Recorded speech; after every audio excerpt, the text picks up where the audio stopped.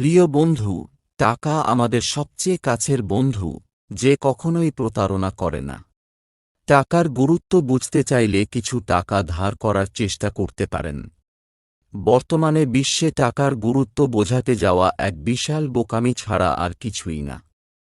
আপনি যদি সত্যিকার অর্থে টাকা জমাতে চান, তবে একটি আয় থেকে প্রাপ্ত টাকা জমিয়ে বেশি দূর যেতে পারবেন না। ধরুন আপনি চাকরি বা ব্যবসা থেকে প্রতি মাসে ৩০,০০০ টাকা আয় করেন, যার মধ্যে ২৪ থেকে ২৫,০০০ টাকা প্রতি মাসে খরচ হয়ে যায়। বাকি থাকে ৫,০০০ যা আপনি জমাতে চান। ধরে নিলাম প্রতি মাসে ৬,০০০ টাকা আপনি জমাবেন। আপনি যদি সত্যিকার অর্থে ৬,০০০ করে প্রতি মাসে জমান, তবে ১ বছরে জমবে ৭২,০০০ টাকা।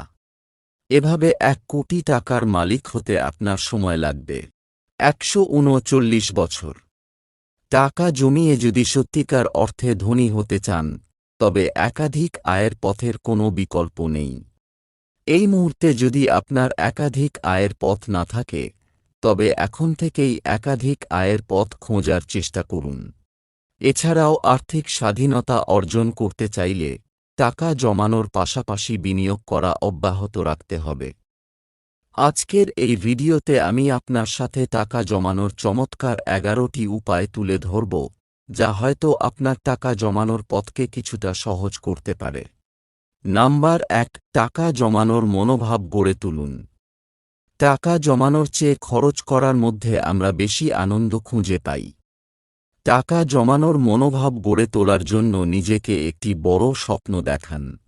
এমন কিছু স্বপ্ন দেখান, যাতে আপনার মনে টাকা জমানোর নেশা চলে আসবে। নাম্বার ২, ঋণ মুক্ত থাকুন। একদিক দিয়ে ঋণ পরিশোধ করবেন এবং অন্যদিক দিয়ে টাকা জমাবেন। এর সহজ মানে হচ্ছে ফুটো বালতিতে জল ঢালার মতন। আপনি যদি বর্তমানে ঋণগ্রস্ত থাকেন, যত দ্রুত সম্ভব পরিশোধ করে দিন এবং এরপরে টাকা জমাতে মনোনিবেশ করুন।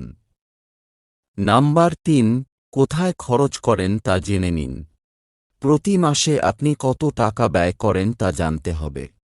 আপনার থাকা খাওয়া ও অন্যান্য খরচ কত হয় তা জানতে হবে। এই খরচের খাতগুলো যদি আপনি সঠিকভাবে জানতে পারেন, তাহলে কোথায় কোথায় খরচ পরবর্তীতে কমানো যায় আপনি বুঝতে পারবেন। নাম্বার ৪, জরুরি খরচের টাকা সবসময় আলাদা রাখুন। আপনার কাছে জরুরি খরচের জন্য কিছু টাকা সবসময় ক্যাশ রাখতে হবে। কেননা যে কোনো সময় জরুরি কাজের জন্য টাকার দরকার পড়তে পারে।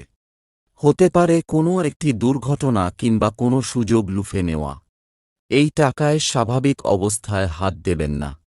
জরুরি খরচের টাকা সবসময় আলাদা রাখতে পারলে টাকা জমানোর পথটি আপনার জন্য আরও সহজ হয়ে যাবে।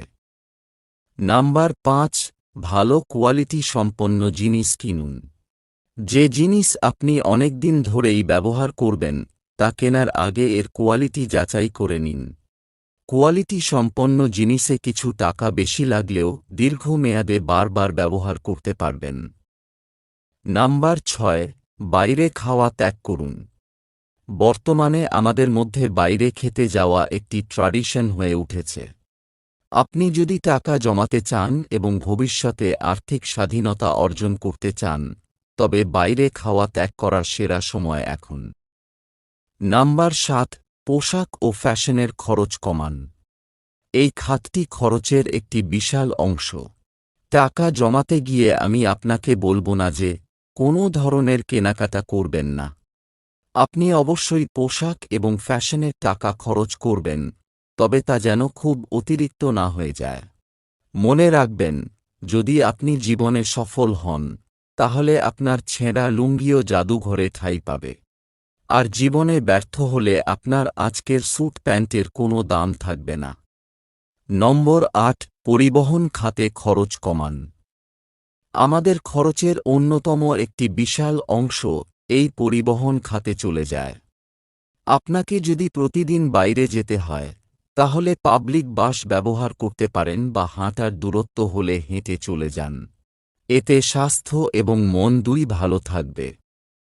নাম্বার ৯, ইলেকট্রনিক্স পণ্যে খরচ কমান। ইলেকট্রনিক্স পণ্যের প্রতি আমাদের কমবেশি অনেকেরই আসক্তি আছে। আপনি যদি একটু কম দামি মোবাইল ব্যবহার করেন এবং এই কম দামি মোবাইল দিয়ে যদি যাবতীয় কাজ হয়ে যায়, তবে নতুন মোবাইলের স্বপ্ন আপাতত মাটি চাপা দিয়ে দিন। মনকে বলুন একসময় আপনি নিজে এরকম মোবাইল ব্র্যান্ডের মালিক হবেন। নম্বর 10, নিত্য দরকারি জিনিস কেনাকাটার খরচ কমান। কাঁচা বাজার বাদে নিত্য দরকারি জিনিসপত্র একবারে কেনার চেষ্টা করুন। দোকানে যাওয়ার আগে একটি লিস্ট করে নিন আপনার কি কি জিনিস কিনতে হবে। এই লিস্টের বাইরে একটিও পণ্য কেনা থেকে বিরত থাকুন। নম্বর 11, অব্যবহৃত পুরনো জিনিস বিক্রি করে দিন।